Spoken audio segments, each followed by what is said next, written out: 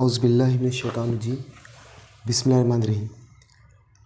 इन्नल्लज़ीना क़ालू रब्बुनल्लाहु सुम्मस्तक़ामू ततनज़्ज़लु अलैहिमुल मलाइकतु अल्ला तख़ाफ़ू वला तहज़नू व अबशिरू bill जन्नतिल्लती कुन्तुम तुअदून नहनु औलियाउकुम fill हयातिद दुनिया व फ़िल आखिरति वलकुम फ़ीहा मा तश्तही अनफुसकुम वलकुम फ़ीहा मा तद्दऊन।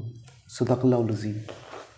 आज इस वीडियो में हम सूरह हामीम सजदा की 2 आयतों पर गौर व तदब्बुर करेंगे।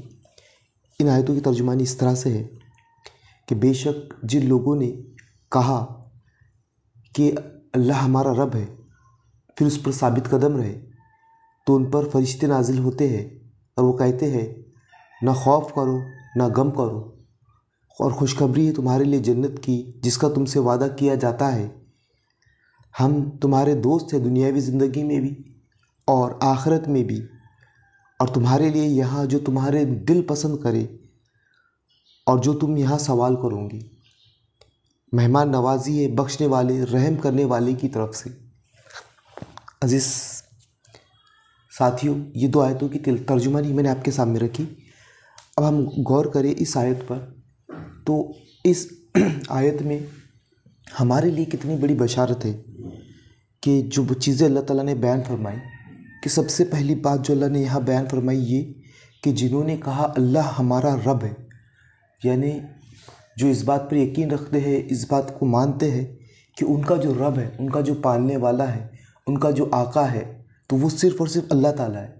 अब इस बात को मानना, अल्लाह पर ईमान रखना, और दूसरी बात ये कि मरते दम तक उस पर साबित कदम रहना। अब यहाँ पर हम गौर करें कि हम अल्लाह को अपना रब मान रहे हैं और ये कह रहे हैं कि बंदगी के लायक, इबादत के लायक कोई ज़ात है जिसकी भक्ति और परस्तिश की जा सकती है, तो अल्लाह ताला है। उसको हमने मुकम्मल तौर पर अपना रब मान लिया। तो अब जाहिर सी बात है कि शैतान और शैतान के हवारीन और मुशरिकीन कोशिश इस बात की करेंगे कि हमको इस ईमान से फेरे। वो तरह तरह की कोशिशें करेंगे, तरह तरह की काविशें करेंगे कि हमको हमारे दीन से, हमारे ईमान से फेर दे। लेकिन जो लोग इस्तिकामत का सबूत देंगे, मरते दम तक इस्लाम पर कायम रहेंगे, ईमान पर कायम रहेंगे, तो मामला ये है कि अल्लाह ताला उनको बेमददगार नहीं छोड़ता, बल्कि उनके लिए अल्लाह ताला फरिश्ते नाजिल करता है।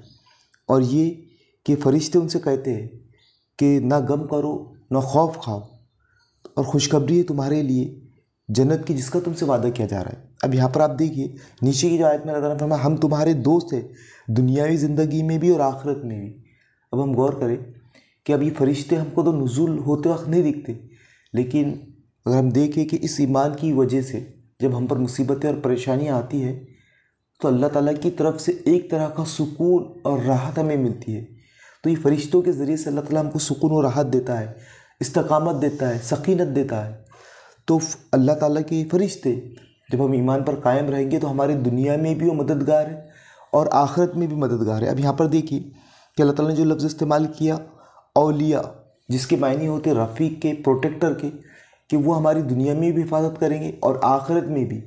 अब वो आखिरत का क्या मामला होगा तो हम उस वक्त देखेंगे, लेकिन वो दुनिया और आखिरत दोनों जहान में हमारी मदद करेंगे। ज़रूरत इस बात की है कि हम अपने ईमान पर मजबूती से कायम रहें। फिर दूसरी चीज़ जो अल्लाह ने यहाँ बयान फरमाई वो ये कि जन्नत के मुतालिक अगर हम कायम रहते हैं, हम इस्तिकामत बताते हैं हमारे ईमान पर, हम ईमान पर कायम रहेंगे, तो हमको क़यामत के दिन कोई खौफ और कोई गम नहीं होगा। दूसरी बात ये कि ईमान हमारे लिए बहुत कीमती बहुत बड़ी दौलत है। इस ईमान के बाद अगर दुनिया में हमारे पास से हर चीज़ छिन जाए तो ना हमको इसका कोई खौफ करना चाहिए और ना गम करना चाहिए। जाहिर सी बात है कि हमारे ईमान पर अगर हम कायम रहते तो हमारा क्या नुकसान हुआ। दुनिया में अगर हम ईमान पर कायम रहे तो शायद हमारी दौलत छिन जाए या हमारी जान चली जाए, लेकिन ये तमाम चीज़ें तो आर्जी है। तो दुनिया में ईमान की वजह से अगर कोई चीज़ हमसे छिनती है तो ना हमको उसका खौफ करना चाहिए और ना ही गम करना चाहिए। जैसे कि हमको फ़िरौन का वाक़या, फ़िरौन के जो जादूगर का जो वाक़या हमें मिलता है, जो फ़िरौन ने हुक्म दिया कि मैं तुम्हारे हाथ और पैर मुखालिफ सिमतों से काटूंगा, तो उनका जो जवाब था वो ये कि तू जो कुछ कर सकता है तो हमारी सिर्फ इस दुनिया में कर सकता है। तो जो नुकसान भी हमें होगा तो वो इस दुनिया में ही होगा। और ये क्या, अगर हम ईमान पर कायम रहते हैं तो हमको ऐसी जन्नत मिलेगी। अल्लाह ताला ने मुख्तसर उस जन्नत की नेमतों का तज़किरा किया कि जो तुम्हारा दिल चाहेगा, यानी इंसान जो सोच सकता वो नेमतें उसे वहाँ मिलेगी, जो तुम्हारा दिल चाहेगा वहाँ मिलेगा। अब और इसके अलावा जो तुम सवाल करो तो वो वहाँ पर पूरा होगा। तो इंसान की जो भी ख्वाहिश होगी तो जन्नत में वो तमाम ख्वाहिशात मुकम्मल होंगी। फिर ये मेहमान नवाजी किसकी तरफ से?